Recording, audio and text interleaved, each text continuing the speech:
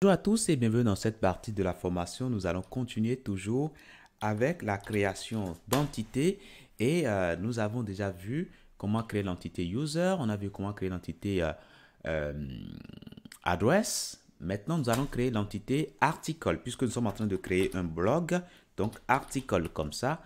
Et du coup, une fois que ça c'est fait, on va indiquer les propriétés qui sont attendues. Donc, nous allons commencer déjà par mettre le title, le titre de notre article. Et là, on dira que c'est un string 255 ou même 60 caractères. Je trouve que c'est quand même bien comme ça. Après ça, on nous demande si ça peut être nul. Non, ça ne peut pas être nul. Maintenant, nous allons mettre le contenu de l'article, donc content. Et là, ce sera de type test, parce qu'on veut que ça soit beaucoup plus long. Ok, donc on mettra test. Et après cela, on nous demande est-ce que ça peut être nul? Non, on ne peut pas avoir un article sans contenu. Après ça, nous allons indiquer maintenant image URL. Voilà, l'image de présentation de l'article. Donc là, string, c'est bon. On va stocker tout simplement le chemin de l'image, le lien sur lequel on va retrouver l'image. 255, c'est bon. Est-ce que ça peut être nul? Non, ça ne peut pas être nul. Donc là, c'est bon. Maintenant, l'auteur de l'article, lorsqu'on va prendre un article, l'article doit avoir un auteur. Donc, on mettra ici auteur, tout simplement. Et là, l'auteur, ça ne sera qu'un utilisateur qui existe déjà sur notre site. Donc, on va alors mettre une relation avec la table user. Donc, relation. Et là, je mettrai ici user. Et maintenant, quel type de relation nous voulons avoir? Alors, je vais commencer toujours par me poser les questions. Je vais le faire deux fois, mais après, je vais le faire directement. Donc, essayez déjà de comprendre ce que je fais là. Alors, je me pose la question, one article to. Alors, quand je prends un article, cet article ne peut appartenir au plus un utilisateur. Donc, to one user. Voilà, tout simplement. Mais quand je prends un utilisateur, donc one user, quand je prends un utilisateur, l'utilisateur peut avoir plusieurs articles. Il peut avoir sur notre site plusieurs articles. Donc, many articles. Donc, quand je regarde, si j'ai one, c'est bon. Voilà, je peux continuer. Quand j'ai one et many, alors là, je vais choisir là où j'ai le many. OK? Parce qu'il peut le plus, peut le moins. Voilà. Donc, je prends ça. Maintenant, comme c'est article qu'il y a ici, ça dit que de l'autre côté, je vais choisir là où j'ai l'utilisateur. Donc, je vais prendre ici, n'est-ce pas? Je vais prendre là. Et je sélectionne ça, tout simplement.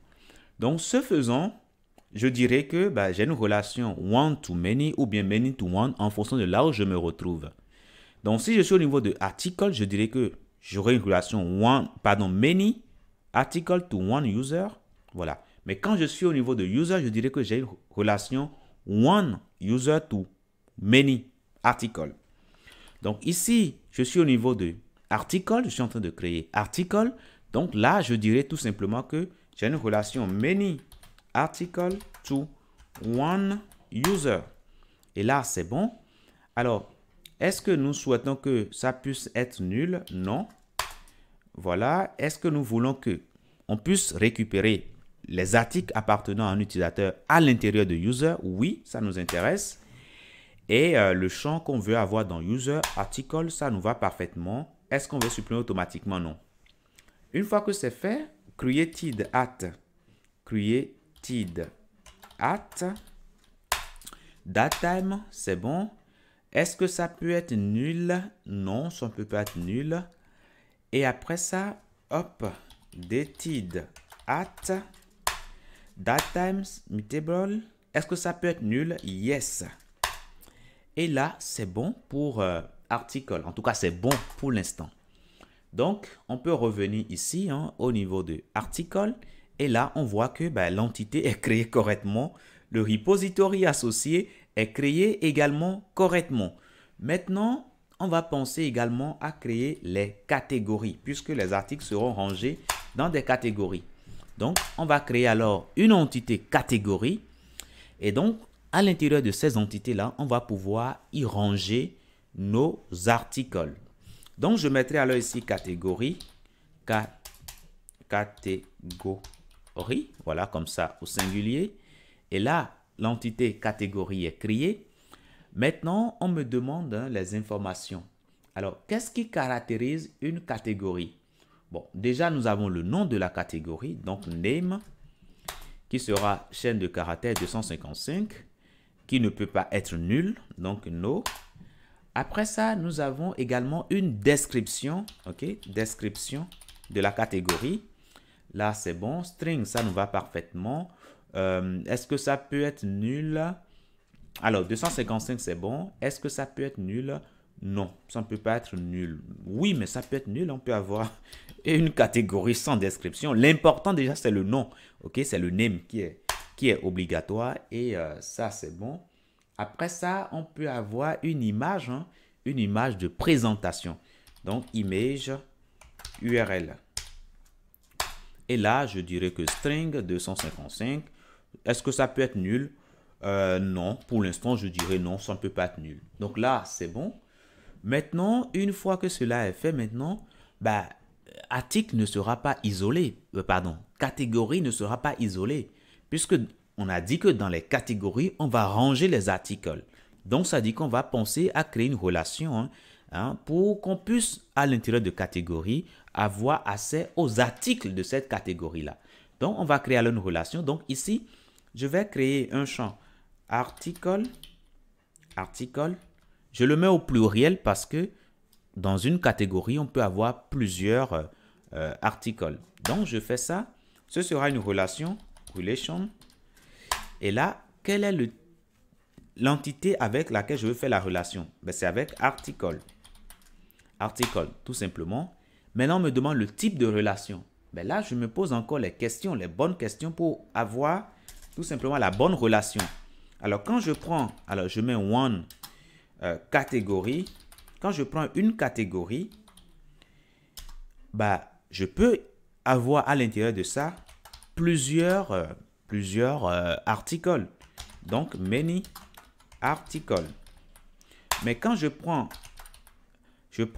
ici one article, quand je prends un article en particulier, ben, ça peut également avoir, ça peut appartenir à plusieurs catégories. OK? Voilà, donc to many catégories. Et je vous ai dit que c'est là où nous avons les many c'est ces endroits qui vont nous intéresser. Puisque qui peut le plus, peut le moins. Voilà.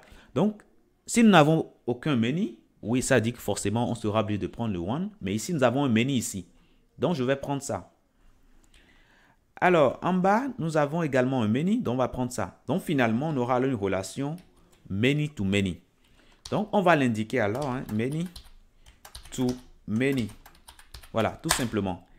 Et là, on me demande, est-ce que je veux ajouter dans article, voilà, je veux qu'on puisse, à partir de article, récupérer les catégories. Oui, ça m'intéresse. Et puis, le champ qu'on va créer dans article, catégorie, c'est bon, ça nous va parfaitement.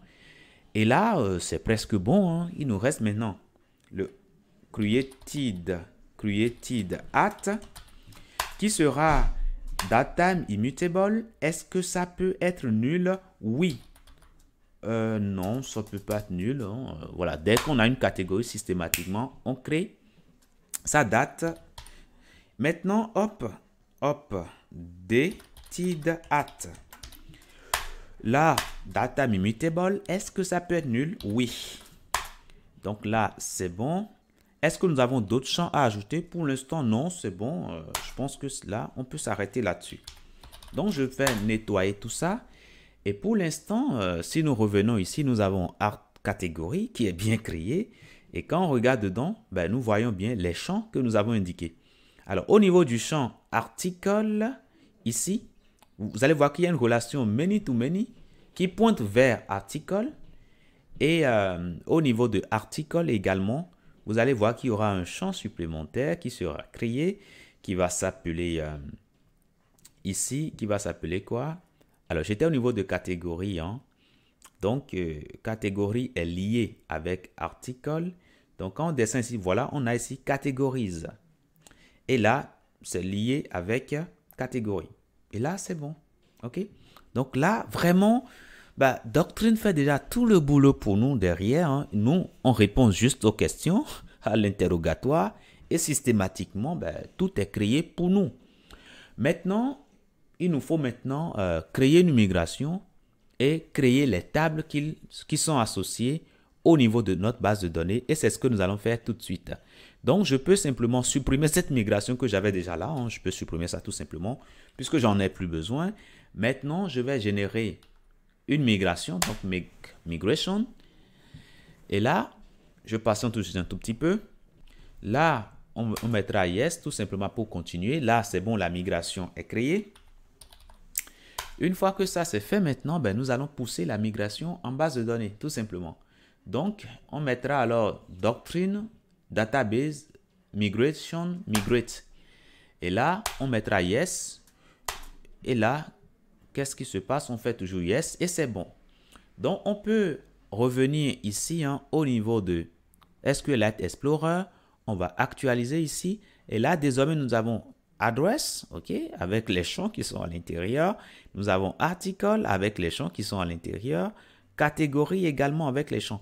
Alors, comme nous avons une relation many-to-many avec article, ben, il y a une table supplémentaire qui est créée qui nous permet de stocker voilà, les catégories, l'identifiant des catégories et puis l'identifiant des ID. Bon, ça vous dit déjà quelque chose hein, pour ceux qui ont fait des systèmes de gestion de base de données. Donc là, voilà, vous voyez, tout est bon, tout est nickel. Maintenant, dans la prochaine partie, nous allons commencer par y stocker des informations et commencer par récupérer ces données-là. Je vous dis merci et à tout de suite.